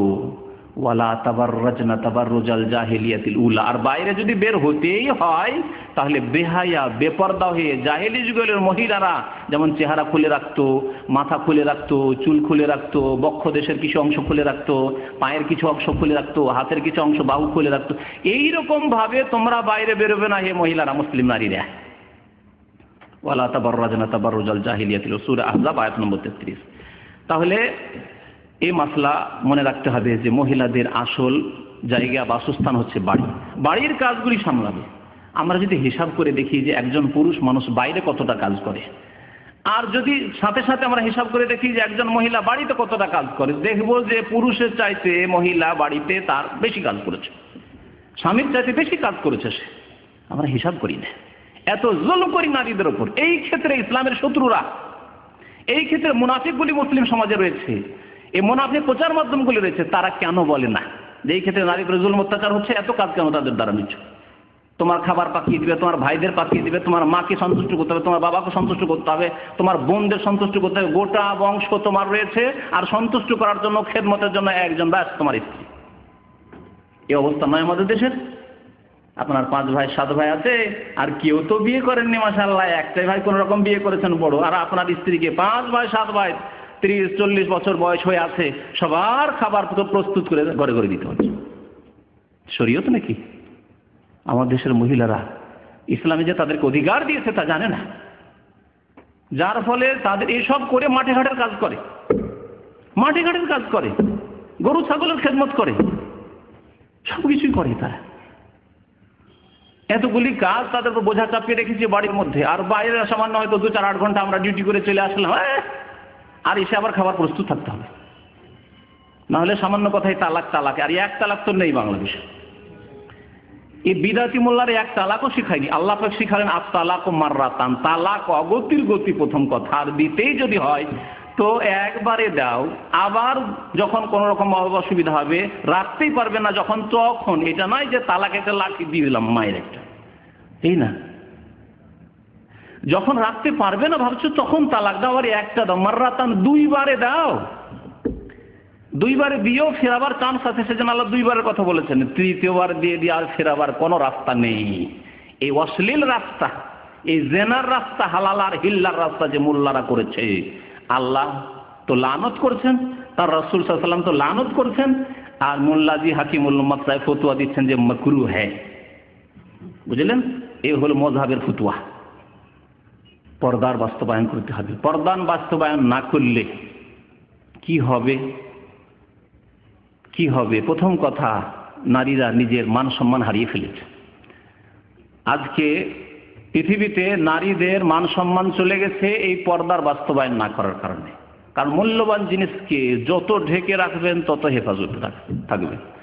আল্লাহ পাক নারীদেরকে এত মূল্যবান করেছেন যে এই মূল্যবান বস্তুকে ঢেকে রাখো। আর না হইলে চোর ডাকাত খুব বেশি আছে সমাজে, চোর ডাকাত খুব বেশি আছে। আপনার যদি সোনা থাকে, রিয়াল ডলার থাকে, তাহলে খুব হেফাজতেই রাখেন। আপনি মূল্যবান জিনিসকে খুব হেফাজতে লুকিয়ে রাখেন। আর বাড়ির সামনে কনস্ট্রাকশন কাজ চলছে, বিল্ডিং এর কাজ চলছে, নির্মাণের কাজ চলছে, লোহা পড়ে আছে, পড়ে আছে, সস্তা জিনিসগুলি পড়ে আছে, বালি পড়ে আছে, ইট পড়ে আছে। আল্লাহ পাক রব্বুল আলামিন নারীদেরকে সম্মানিত করেছেন এই পর্দার বিধান দিয়ে। নারীরা নিজের সম্মান নিজেই হারিয়ে ফেলেছে। আজকাল ফাসেক যুবকরা তাড়াতাড়ি বিয়ে করতে চাইছেন না, কারণ নারীর রাস্তাঘাটে খুব সস্তা হয়ে গেছে, তাদের রেট কমে গেছে। সেই জন্য অল্পতেই যখন পাওয়া যাচ্ছে, এত বড় দায়িত্ব নিয়ে বিয়ে করব, এদের ভরণ পোষণের দায়িত্ব নিব, এদের কাপড় চোপড় দিতে হবে, এদের খরচ দিতে হবে, আবার ছেলে মেয়ে হবে তাদের খরচ দিতে হবে, লেখাপড়া চিন্তা করতে হবে, ওইসব করে লাভ। এক শ্রেণীর ফাসেক লম্পট যুবকরা জেনা, ব্যভিচার, অশ্লীলতার রাস্তা নিয়েছে। কোনো কিছু যদি উন্মুক্ত থাকে, ঢেকে রাখা জিনিস যা ঢেকে রাখতে হয় তা যদি উন্মুক্ত থাকে, তাহলে মানুষের রুচি হয় না। বাস্তব সত্য কথা। মিষ্টি, রসগোল্লা শিকোতে বিক্রি হচ্ছে, আপনি গিয়ে দেখবেন ঢাকা আছে না খোলা আছে। যদি খোলা থাকে আর ধান ধান ধান ধান করে মাছি বসছে, ওই মিষ্টি কিনে খাবেন? আধা পাগল লোকও কিনে খাবে না। আধা পাগলও যদি হয় কেউ, এই মিষ্টি, খোলা মিষ্টি যাতে মাছি বসে আছে, সেই মিষ্টি কেউ কিনে খাবে না। মসজিদের পাশে যদি কলাগুলো বিক্রি হচ্ছে, তাই না? কলা যদি ছিলে ছিলে বিক্রি করে আপনার সুবিধার্থে, যে তাড়াতাড়িতে আছেন, নেবেন আর কিনে খেয়ে নেবেন। ছিলা কলা যদি বিক্রি করে, তাহলে আপনি কিনবেন? কিনবেন না। ডিসকাউন্ট রয়েছে, ছিলা কলা, ছিলাও রেডিমেড রয়েছে, আপনাকে কোনো মেহনত করতে হবে না, ডিসকাউন্ট রয়েছে, এই 10 রিয়ালে 3 কিলো পান, আপনাকে 5 কিলো দিচ্ছি, নেবেন? নেবেন না। তো আজকাল মহিলারা যখন নিজের পর্দা খুলে দিয়ে ছিলা কলা হয়ে গেছে, অথবা ভ্যান ভ্যান করে মাছি বসছে তাদের ওপর, অর্থাৎ পাপিষ্ঠদের নজর, খারাপ নজর পড়ছে, যাদের অন্তরে ব্যাধি রয়েছে, এইরকম মেয়েদের ওপর আর চাহিদা কোথায়, আগ্রহ কোথায়? আগ্রহ নেই। যুবকদের আগ্রহ নেই। যুবকরা বিয়ে শাড়িতে আকৃষ্ট নয়। পর্দার বড় হিকমত রয়েছে। আল্লাহ যিনি সৃষ্টি করেছেন তিনি এই পর্দার বিধান নাযিল করেছেন, এতে রয়েছে শান্তি। পর্দা যদি থাকে, অন্তরের পর্দার সাথে বাহ্যিক পর্দা যদি থাকে, তাহলে স্বামীও শান্তিতে ঘুমাবে, শান্তিতে বসবাস করা, স্ত্রীও শান্তি পাবে এবং শান্তিতে বসবাস করবে। আর যখনই পর্দার অবনতি ঘটবে, তখন স্বামী স্ত্রী দাম্পত্য জীবনের সম্পর্কের অবনতি ঘটবে, সন্দেহ নজরে দেখা শুরু হবে। আপনার স্ত্রী পর্দা করে না, আপনি সন্দেহ নজর দেখছেন, যার তার সাথে কথাবার্তা বলে, যখন তখন বাইরে চলে যায়। আপনার সম্পর্কেও সন্দেহ, কারণ আপনিও পর্দার খেয়াল রাখেন না, আপনিও অন্য মেয়েদের সাথে ওইভাবে কথাবার্তা বলেন, আপনার সম্পর্কে সন্দেহ নজরে আপনার স্ত্রী দেখছে, তখন সম্পর্ক খারাপ হতে লেগেছে। ধীরে ধীরে ফাটল ধরতে ধরতে এমন ফাটল ধরলো যে তালাক পর্যন্ত পৌঁছিল, না হলে আরো কত কি হতে পারে, মার পিঠ, আর কেস, কত রকমের কি হচ্ছে। তো এইগুলির ক্ষতি বলে শেষ করা যাবে না। আল্লাহর বিধান বাস্তবায়ন না করলে, পর্দা না করলে যে ক্ষতি রয়েছে বলে শেষ করা যাবে না।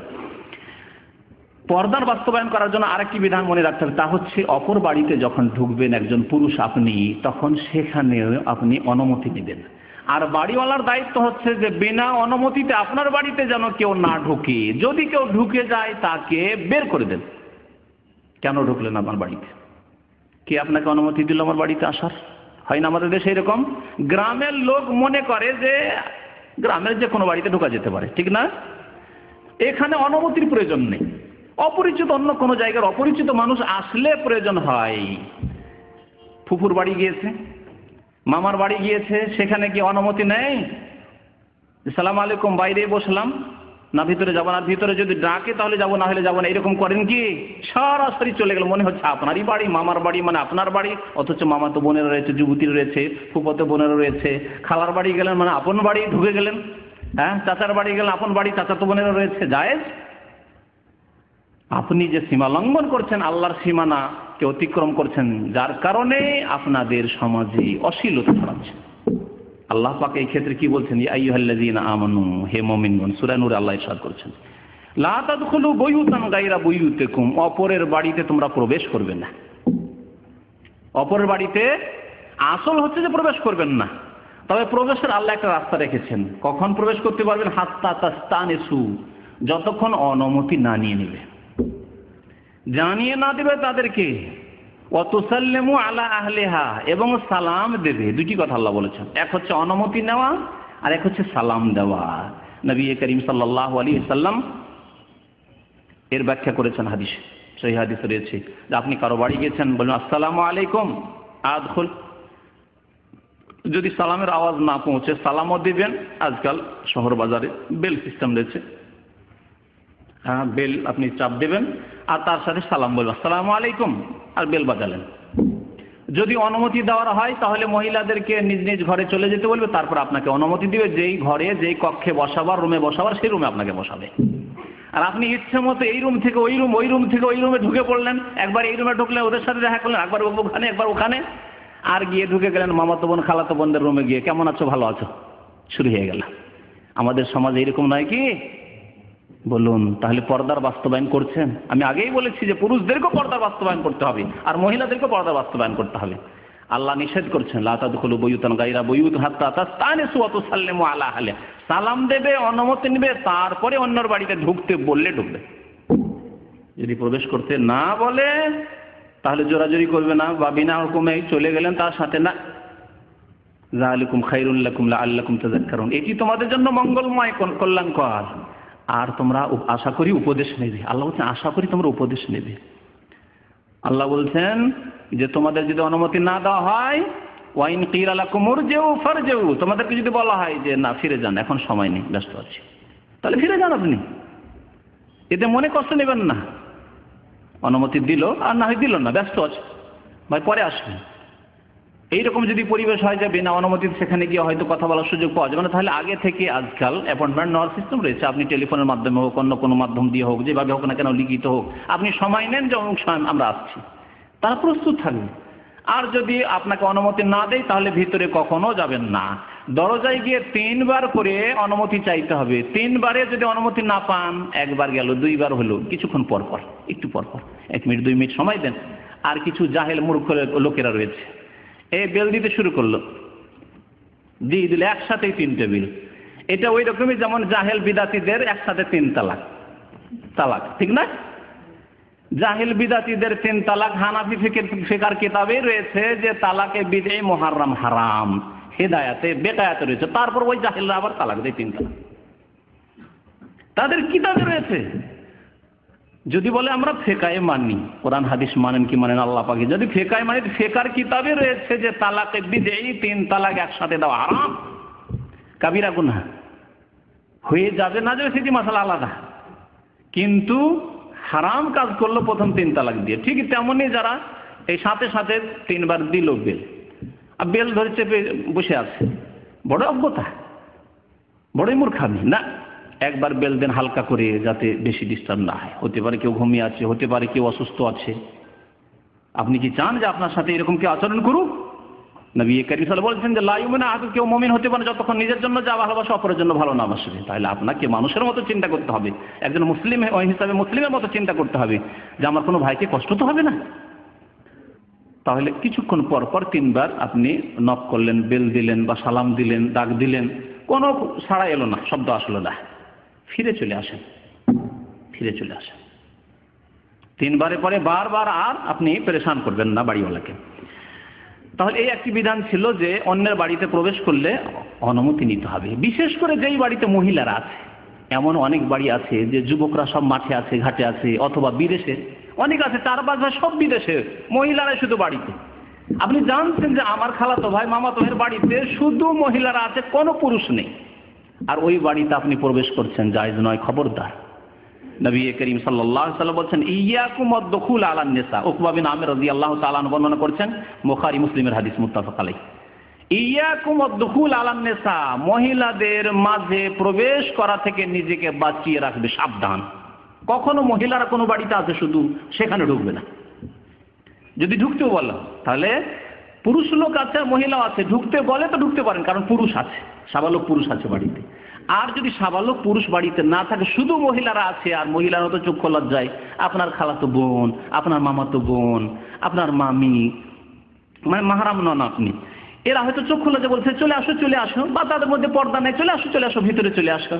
চাচাতো বোন, চাচাতো ভাই, কি করে বলবো যে না বাইরে থাকো, চলে আসো, খবরদার যাবেন না। নবী করিম সাল্লাল্লাহু আলাইহি ওয়াসাল্লাম বলেন ইয়াকুম আদ-দুখুল আলান নিসা, মহিলাদের মধ্যে প্রবেশ করা থেকে নিজেকে বাঁচিয়ে রাখবে।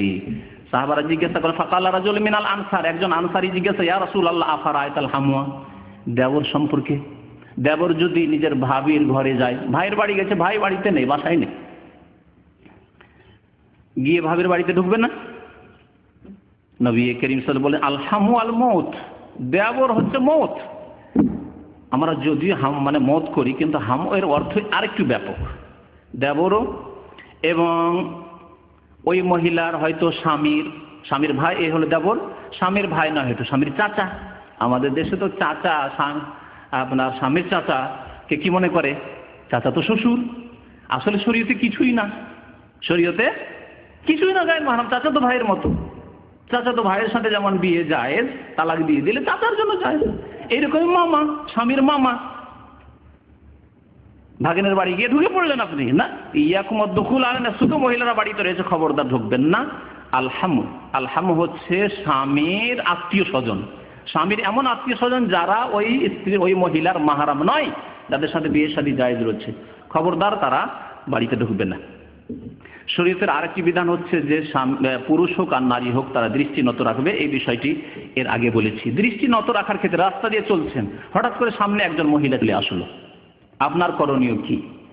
আলী রাদিয়াল্লাহু তাআলা আনহু বর্ণনা করছেন যে নবী করিম সাল্লাল্লাহু আলাইহি ওয়াসাল্লাম তাকে বলেন, ইয়া আলী লা তুতবিউন নাযরাতান নাযরা।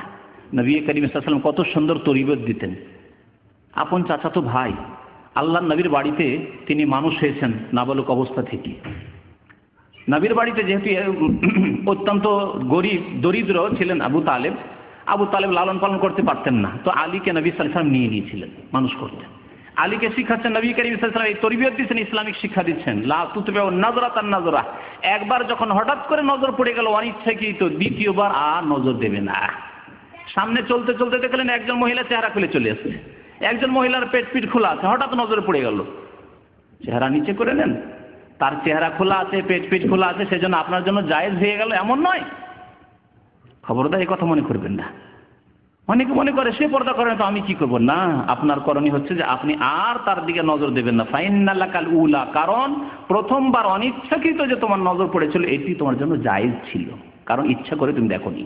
ওয়ালাইসাত লাকাল আখিরা, তবে দ্বিতীয়বার তোমার জন্য দেখা, দৃষ্টি নিক্ষেপ করা জায়েজ নয়। হাদিসটি আবু দাউদ এবং মুসনাদ আহমদে রয়েছে।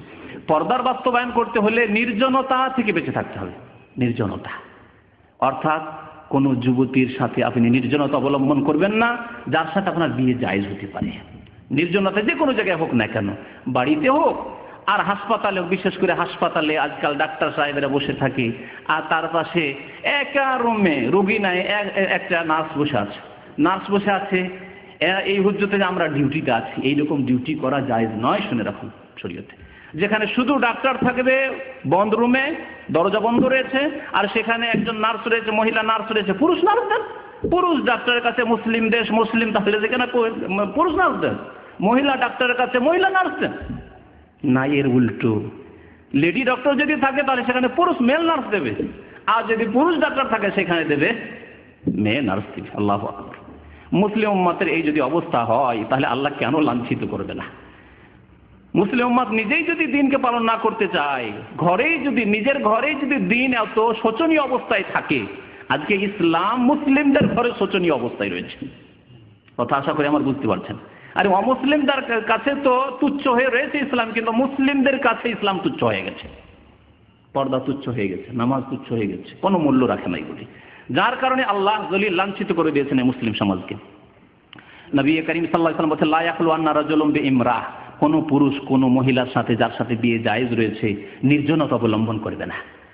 লেমুজিনে মহিলা একাই চেপে যায়, একাই মহিলা চেপে গেল না, তবে 2 জন 3 জন 4 জন যখন হয়ে গেল তখন নির্জনতা। নির্জনতা বলা হয় যে একজন পুরুষ একজন মহিলা, এর নাম হচ্ছে নির্জনতা। একজন মহিলা শুধু বসছে, তার সাথে কোনো ছেলে রাখুক অথবা আর 2-1 জন মহিলা হয়ে যাক, কমপক্ষে শহরের মধ্যে হলে নির্জনতা আর নেই। ইল্লা মাজি মাহারাম, কোনো মাহারামকে নিয়ে, ছেলে রয়েছে, ভাই রয়েছে, সাবালক হতে হবে, অথবা অন্য কোনো মহিলা রয়েছে, তাহলে নির্জনতা শেষ হয়ে যায় প্রয়োজনে যদি এরকম হয় কখনো। এমনকি সাহাবী বলছেন যে ইয়া রাসূলুল্লাহ ইমরাতি খারাজাত হাজ্জাতান, আমার স্ত্রী হজের উদ্দেশ্য করেছে, একা হজে যেতে চায়, আর আমি তো যুদ্ধের নাম লিখিয়ে দিয়েছি জিহাদ ফি সাবিলিল্লাহ যাব, একজন জিহাদে আর আরেকজন হজে। নবী করিম সাল্লাল্লাহু আলাইহি ওয়াসাল্লাম বললেন যে যাও ইরজি ফাহুজ্জা মা ইমরাতিকা, যাও তুমি তোমার বিবির সাথে হজ করো, যাও হজ করো, বিবির সাথে জিহাদে যেতে হবে না। জিহাদ ফরজ, আল্লাহ রাসূল সাল্লাল্লাহু আলাইহি ওয়াসাল্লাম ক্যান্সেল করে দিলেন, তোমার আর জিহাদে যাওয়া লাগবে না, যাও স্ত্রীর সাথে গিয়ে হজ করো মাহরাম হয়ে। একা তোমার স্ত্রীকে হজে পাঠাবে? অনেকেই স্ত্রীকে দেশ থেকে ডেকে নিয়েছেন যে একাই তুমি চলে আসো, হজে হোক বা ফ্যামিলি ভিসা পাঠিয়ে দিলেন, একাই তুমি চলে আসো, একাই সফর করে দেশে পাঠিয়ে দিলে, এগুলি জায়েজ নয়। কত লোকের সাথে যে নির্জনতা অবলম্বন করতে হবে আর কত রকমের যে সমস্যা হবে, যেসব বলার আমার কাছে সময় নেই, সেজন্য ছেড়ে দিচ্ছি। এইরকম মনে রাখবেন যে শরীয়তের পর্দার বিধান বাস্তবায়ন করতে হলে বিনা মাহারামে সফর করা যাবে না, একা সফর করবে না। ঢাকা ইউনিভার্সিটিতে পড়ে আর বাড়ি হচ্ছে চিটাগাং, রাজশাহী, দিনাজপুর, খুলনা, একাই সফর করে, নাইট কোচে বসলো, সন্ধ্যায় বসলো, সকালে গিয়ে নামবে। কত যে হচ্ছে আমাদের দেশে, এটি কোনো পাপই নয়, অথচ কাবিরা না। এগুলি হচ্ছে অশ্লীলতার, জেনা, ব্যভিচারের রাস্তা সব। যদিও বোরকা পরে থাকে জায়েজ নাই, গুনাহগার। বোরকা পরে থাকলে হবে না, পর্দার বাস্তবায়ন হবে না যদি একাই বোরকা পরে কোনো মহিলা সফর করে যাবে। নবী করিম সাল্লাল্লাহু আলাইহি ওয়াসাল্লাম বলছেন যে লা তুসাফিরুল মারআতু ইল্লা মাজি মাহরাম, কোনো মহিলা সফর করবে না মাহরাম ছাড়া। এমন ব্যক্তি হয় স্বামী, আর না হলে যার সাথে বিয়ে স্থায়ীভাবে হারাম, তাকে ছাড়া একাই কোনো মহিলা সফর করে। আর যতগুলি ভারত বাংলাদেশে ধর্ষণের ঘটনা হয় তার পিছনে এইরকমই আছে, যে একা মহিলা সফর করছিল, কোথায় একাই ছিল, তাকে ধর্ষণ করেছে, তাই না? মাহরাম থাকবে, স্বামী থাকবে, বা ভাই থাকবে, বাবা থাকবে, আর ধর্ষণ হয়েছে, এইরকম ঘটনা সাধারণত শোনা যায় না। তারপরে যদি ইসলামী বিধানের বাস্তবায়ন করতে হয় পর্দার, তাহলে নারী পুরুষ একই সভায়, একই জায়গায়, একই পার্টিতে, একই স্কুল কলেজে, একই অঙ্গনে, একই প্রতিষ্ঠানে একাকার হয়ে কাজকর্ম করা, একাকার হয়ে খাওয়া দাওয়া করা, একাকার হয়ে চলাফেরা করা, এইসব জায়েজ নয়। নবী করিম সাল্লাল্লাহু আলাইহি ওয়াসাল্লাম নিষেধ করেছেন। একটি হাদিস এই ক্ষেত্রে শোনাই আপনাদেরকে। একদিন নবী সাল্লাল্লাহু আলাইহি ওয়াসাল্লাম মসজিদ থেকে বেরোচ্ছেন। মসজিদে আল্লাহ নবীর জামানায় মহিলারা পিছন দিকে গিয়ে নামাজ পড়তো, মসজিদে যেত মহিলারা। মসজিদ থেকে বেরোচ্ছেন, দেখছেন ফাখতালাতার রিজালু মা আন-নিসা, মহিলারা বেরিয়েছে আর কিছু পুরুষ রয়েছে, এদের স্বভাব রয়েছে তাড়াতাড়ি করে সালাম ফিরে বের হওয়া। এরা তাড়াতাড়ি করে বেরিয়েছে, মহিলারা একটু দেরি করেছে, এমনিতে চলতে তারা ধীরে চলে, একাকার রাস্তাতে একাকার হয়েছে, মহিলাও যাচ্ছে রাস্তা দিয়ে আর পুরুষও যাচ্ছে। নবী করিম সাল্লাল্লাহু আলাইহি ওয়াসাল্লাম সেই দিন একটু তাড়াতাড়ি বেরিয়েছিলেন, দেখলেন যে এই অবস্থা। ফাকালা রাসূলুল্লাহ সাল্লাল্লাহু আলাইহি ওয়াসাল্লাম, মহিলাদেরকে বিশেষ করে নবী করিম সাল্লাল্লাহু আলাইহি ওয়াসাল্লাম বললেন ইস্তাখিরনা, পুরুষরা যখন বেরিয়ে গেছে খবরদার তোমরা বেরিও না, তোমরা বিলম্ব করে বের হও, অথবা এক কিনারায় যদি রাস্তায় বেরিয়ে গেছে এক কিনারায় তোমরা হয়ে যাবে, রাস্তা সদর রাস্তা দিয়ে মধ্য রাস্তা দিয়ে চলবে, আর সেখান দিয়ে পুরুষরা চলাফেরা করছে, খবরদার এই কাজ করবে না। ইস্তাখিরনা ফাইন্নাহু লাইসা লাকুন্না আন তাহকুকুনা তারিক, তোমাদের জন্য জায়েজ নয় যে সদর রাস্তা দিয়ে মধ্য রাস্তা দিয়ে চলাফেরা করবে। কে বললেন? নবী করিম সাল্লাল্লাহু আলাইহি ওয়াসাল্লাম। আলাইকুন্না, আরো তাকিদের সাথে বলছে আলাইকুন্না বিহাফাতিত তারিক, তোমরা রাস্তার কিনারা কিনারা সেটে চলবে, রাস্তার কিনারা দিয়ে চলবে। ফাকানাতিল মারআতু তালতাসিকু বিল জিদার, নবী সাল্লাল্লাহু আলাইহি ওয়াসাল্লামের এই কথা বলার পরে সাহাবী মহিলারা এমন ভাবে কিনারা হয়ে রাস্তা দিয়ে হাঁটতেন যে দেয়ালের সাথে দেয়ালে কাঁটা রয়েছে, খড়ি রয়েছে, এগুলিতে গিয়ে খেজুরের কাঁটা রয়েছে, খেজুরের ডাল রয়েছে, তাতে কাপড় চোপড় লেগে যেত। হাত্তা ইন্না সাওবাহা ইয়াতাআল্লাকু বিল জিদার মিন লুসুকাহি, এমন ভাবে তারা পর্দার সাথে চলতেন। তাহলে এগুলি হচ্ছে পর্দার অন্তর্ভুক্ত, যেগুলি পালন করতে হবে। যে কথাটি বলতে চান খুব সংক্ষেপে বলি, তা হচ্ছে পর্দার শরীয়তি পর্দার শর্ত 8টি শর্ত রয়েছে। প্রথম শর্ত হচ্ছে যে গোটা শরীর ঢাকা থাকতে হবে মহিলাদের, যখন বাইরে বেরোবে বা অপর পুরুষের সামনে হবে, কোনো রকমের অলংকার যারা শরীরের হোক বা অন্য কোনো অলংকার হোক যাতে কেউ বের না হয়। দ্বিতীয় হচ্ছে যে আল্লাহ ইয়াকুনা যিনাতান ফি নাফসি, যে কাপড়টি দিয়ে ঢাকা আছে ওপরে সেটি যাতে করে সাজসজ্জিত না হয়। আজকালকার যেমন বোরকা বেরিয়েছে, এখানে হাতেকদের বোরকা, কি বোরকার উপরে আবার এমব্রয়ডারি নকশা করা রয়েছে, হ্যাঁ, মনে হচ্ছে আকাশ, আর আকাশে চাঁদনি রাত, পূর্ণিমার রাত, আর তাতে অনেক তারকা, আর ওই আপনার চাঁদ, তাই না? জায়েজ নাই, এতে আরো আকর্ষণ বাড়িয়ে দিচ্ছে, বোরকা পরে আছে আকর্ষণ বাড়িয়ে দিচ্ছে। সুতরাং এইরকম যাতে না হয়, এমন রঙিন কালো রং তাতে আকর্ষণ নেই, কিন্তু যদি লাল রঙের বোরকা হয়, জি, সবুজ রঙের বোরকা হয়, তাতে আকর্ষণ আরো বাড়িয়ে দেবে। এমন রঙের হইতে হবে না যাতে আকর্ষণ হয়। তৃতীয় শর্ত হচ্ছে যে কাপড় মোটা কাপড় হইতে হবে, এত পাতলা কাপড় না হয় যাতে করে শরীরের অঙ্গ প্রত্যঙ্গ প্রকাশ পেয়ে যাচ্ছে। যেমন শাড়ি, ইন্ডিয়া বাংলাদেশে যেসব শাড়ি রয়েছে সেসব শাড়ি দিয়ে যদি বোরকা তৈরি করা হয়, পর্দা হবে? কখনো পর্দা হবে না। মোটা কাপড় দিয়ে বোরকা তৈরি করতে হবে, হিজাব করতে হবে। চতুর্থ শর্ত হচ্ছে যে কাপড় যেটা বোরকার হবে সেটা কোষাদা হবে, প্রশস্ত হবে, ঢিলা ঢালা হবে। এমন ঢিলা ঢালা হবে যাতে অঙ্গ প্রত্যঙ্গের উঁচ নিচ বোঝা না যায়, মোটা রয়েছে মহিলা না পাতলা রয়েছে, কোনখানে কতটা উঁচা নিচা রয়েছে। আজকাল যে বোরকা তৈরি হচ্ছে, সুবহানাল্লাহ, ডান বাম সামনে পেছনে কত ইঞ্চি কোথায় রয়েছে, আপ ডাউন রয়েছে, সবকিছুই বোঝা যাচ্ছে। এটি পর্দা নয়, বোরকা নয়। যদিও কালো রং, সেই জন্য তার নাম বোরকা দিয়েছে, এর নাম শরীয়তি বোরকা নয় এবং শরীয়তি লিবাস নয়, হিজাব নয় না। 5 নম্বরের শর্ত হচ্ছে যে যাতে করে সুগন্ধি না থাকে। ঢিলা ঢালাই পোশাক পরে আছে আর পর্দা খুব সুন্দর করে আছে, কিন্তু আতর মেখে এমন ভাবে যাচ্ছে রাস্তা দিয়ে যাচ্ছে আর পুরুষরা সেন্ট পাচ্ছে, জায়েজ নাই। আতর মেখে কোনো মহিলা আতর ব্যবহার করে যাতে সুগন্ধি রয়েছে সুগন্ধি ছড়ায়, যদি রাস্তায় বেরোয়, নবী সাল্লাল্লাহু আলাইহি ওয়াসাল্লাম বলেছেন ফাহিয়া কাযা ওয়া কাযা জানিয়া, সে ব্যভিচারকারিনী, আকৃষ্টকারিনী, সে অন্যকে পুরুষদেরকে আকৃষ্ট করলো, জায়েজ নাই, জানিয়া হবে, জেনার গুনাহ হবে, নবী সাল্লাল্লাহু আলাইহি ওয়াসাল্লাম বলেছেন। 6 নম্বরের শর্ত হচ্ছে যে মহিলারা যে বোরকা পরবে বা হিজাব করবে এটি পুরুষের লেবাসের মতো না হয়। আজকাল যেমন তোপ চলছে, যে জুব্বা আছে, জুব্বার মতো যদি কোনো মহিলা, আজকাল আরব দেশে সাদা জুব্বা আছে, সাদা জুব্বা যদি ঢিলা ঢালা করে হিজাবের মতো, তাহলে পুরুষদের সাথে সাদৃশ্যতা হবে। তারপর পুরুষের সাথে সাদৃশ্যতা আমাদের দেশে আজকাল স্কুল কলেজ ইউনিভার্সিটিতে জিন্স প্যান্ট আর গেঞ্জি, হ্যাঁ, এসব যে পড়া শুরু করেছে, এগুলি হচ্ছে পুরুষদের লেবাস।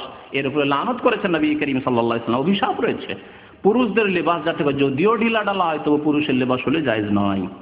এইরকমই কাফেরদের লেবাস না হয়। 7 নম্বরের শর্ত হচ্ছে কাফের লেবাস না হয়, কাফের মহিলারা পরে, তাদের ধর্মীয় পোশাক হোক আর ধর্মীয় না হোক, দেশাচার, কাফের মহিলারা পরে আর ওই রকমই লেবাস যদি পরে পুরুষরা, তাহলে জায়েজ হবে না।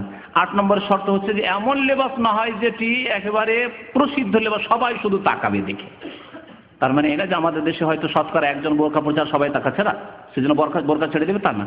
বোরকা অবশ্যই পরবে, যেটা ঢিলা ঢালা শরীয়তি লেবাস তাদের, কিন্তু এমন কোনো নতুন লেবাস পরে আসলো যেটি দেশে নেই। আফ্রিকার লেবাস যদি বাংলাদেশে পড়ে তাহলে সবাই তাকাবে, তাই না? আফ্রিকার লেবাস দেখেছেন কি, নকশাওয়ালা কি পুরুষদের হোক আর মহিলাদের, তাদের কাপড়ই হচ্ছে নকশাওয়ালা কাপড়। যারা দেখেছেন আফ্রিকানদেরকে হজের মৌসুমে বিশেষ করে দেখতে পাবে, তো এইরকম লেবাস জায়েজ নয়। তো এই শর্তগুলিকে খেয়াল রেখে হিজাব পালন করতে হবে। আল্লাহ যেন আমাদেরকে নেক আমলের তৌফিক দান করেন, বিশেষ করে হিজাবের যেন আল্লাহ বাস্তবায়নের আমাদেরকে তৌফিক দান করেন। আমাদের মহিলাদেরকে আল্লাহ তৌফিক যেন দান করেন, তাদের অন্তরে ঈমান এবং তাকওয়া যেন আল্লাহ দান করেন। আল্লাহ পাক রব্বুল আলামিন আমাদের অতীতের গুনাহ খাতা ভুল ত্রুটি যেন মাফ করে দেন। রব্বানা আতিনা ফিদ দুনিয়া হাসানাহ ওয়া ফিল আখিরাতি হাসানাহ ওয়া কিনা আযাবান নার। সাল্লাল্লাহু আলা নবিয়িনা মুহাম্মদ ওয়া আলা আলিহি ওয়া সাহবিহি আজমাইন। ঈদ উল ফিতর এবং ঈদ উল আজহা ছাড়া যে দিবসগুলি পালন করা হচ্ছে, আন্তর্জাতিক ক্ষেত্রে হোক আর কোনো দেশেই হোক, জায়েজ নয়, সবগুলি বিদআত, সবগুলি বিদআত। ঈদ উল ফিতর, ঈদ উল আজহা ছাড়া যদি ঈদে মিলাদুন নবী বিদআত হয়ে যায়, তাহলে এগুলি ভাষা শহীদ ভাষা দিবস, অমুক দিবস, তমুক দিবস, এই সবগুলি বিদআত। জি, সবগুলি বিদআত, জায়েজ না। আচ্ছা, আপনার ভাইয়ের ছেলে, ভাইয়েরা, এক ভাই আছে আমাদের যার কাছে কাজ নেই, যদি কারো কাছে কাজের সন্ধান থাকে তাহলে আমাদেরকে সন্ধান দিয়ে যাবেন। চাকরির প্রয়োজন রয়েছে, একজন ফ্রি বসে আছেন, যদি কারো কাছে কাজের কোনো সন্ধান থাকে তাহলে কাজের খোঁজটা দিবেন। এত ছোট পড়া তো পড়তে পারা যাবে না, দেখুন কি আছে। তো এটা থেকে গুনাহগার হবে কিনা এরকম জিজ্ঞাসা না আসা উচিত, আসলে এরকম আইনেতে না আসা উচিত। তবে এটা এই ধরনের পাপ নয় যেটা একবারে খুব বড় ব্যাপার সবার, কারণ এগুলো এর শরীয়তে এমন কোনো যুক্তিও নাই। যদি অপরাধ না করে যায়, হ্যাঁ অপরাধ করে যায়, কোনো কেসে ধরা খেয়ে গেছে, তাহলে বলবো যে অবশ্যই জায়েজ না, কারণ সরকার তাকে চায় না এই দেশে। আর এটা এমনি আইন তৈরি করা আছে। কফিল এনওসি দিলেই তো আসতে দিত, কফিল হয়তো তো সম্পর্ক খারাপ সেজন্য এনওসি দিচ্ছে না, আসলে লোক ভালো, সেজন্য এমন বলা যাবে না যে একবারে জায়েজ না।